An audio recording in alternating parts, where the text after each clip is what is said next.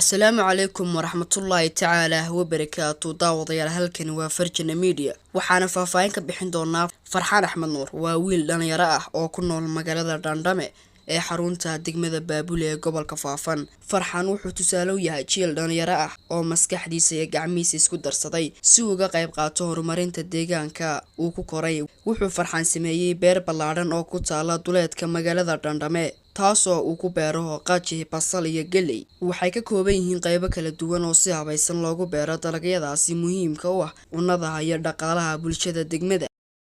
Waalaikum salaam. Magacaygu waa Farxaan Axmed oo ka bashay degmada Baabule magaalada Dandame waxaana loo beeraa sida aragtiinba qajida basasha galeyda waxyaalo badan sababta meer sameeyay maadaama faa'iido badan dad badan ka faa'iideysan tahay anigu mustaqbalkayga waa uga fikiray inay beertan inay bixinayso macnaha aqoonta waxyaalo inaan beero inay bixinayso sababtaas aan ku galay oo ku beeray maadaama marka hore deegaanka macnaha laga helay meelaha laga soo dhufinayo sababtaas aan beesha u beeray sababtaas ay meesha loo qaaday faa'iideysan shaquna aslaha taas aan beeray beertay waxa ka hadlayaa qaji ay leedahay galey ay leedahay basasha cad ay leedahay basasha cas ay leedahay waxyaalahaas oo kale xaxabo kale xataa way leedahay maadaama saata waxyaalaha ku haya oo ku beeray waliba bulshadu inkastoo ay hadda ku horeysan arkin aysan marka hore aysan ahayn waxyaalahan meesha ku beeri kartid ay igu lahaayeen oo aad ma karaysid waxaan beeraheena laguma sameyn karo ay igu lahaayeen laakiin markii dambe anagu aan sameeyay jira sababtaas aan u beeray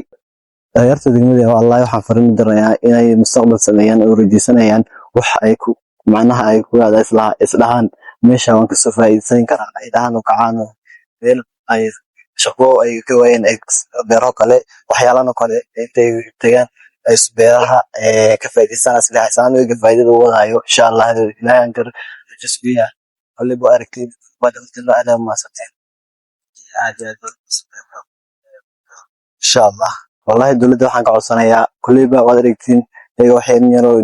macnaha maadaama khudaartu yara ay cunayaan marka dawadaasna inay igu caawiyaan sidoo kale biyo aan hardan kaga waraabiyo motor ayaan u baahanahay igu caawiyaan marka insha Allah dawladana waxaan leeyahay inay taay ugu warab istaagan insha Allah si fiiriyaan oo arkaan wuxuu si gaar ah u fahmay in wax soo saar wanaagsan uu yahay furaha horumarka gaar ahaan marka la eego dhinaca shaqo abuurka kobcinta dhaqaalaha deegaanka isaga oo tan og ayuu si iskiisa isku abaabulay qorshaystayna inuu hibeeyay waqtigiisa iyo tamartiisa sida uu beerahani uga dhigi lahaa mid madhadhal ah oo dad badan ku daydaan fikradaha horumarsan ee uu la yimid Farxaan waxay ku saleysan yihiin aragtidiisa fog ee ah in la horumarin karo nolosha bulshada haddii la dardargeliyo wax soo saarka gudaha wuxuu rajeynayaa in beertiisu noqoto tusaale loo qaato lana ballaariyo si ay uga faa'iideysato bulshada ku hareeraysan Dandame iyo guud ahaan degmada Baabule Maxamed Buuxweyne Farjana Media magaalada Dandame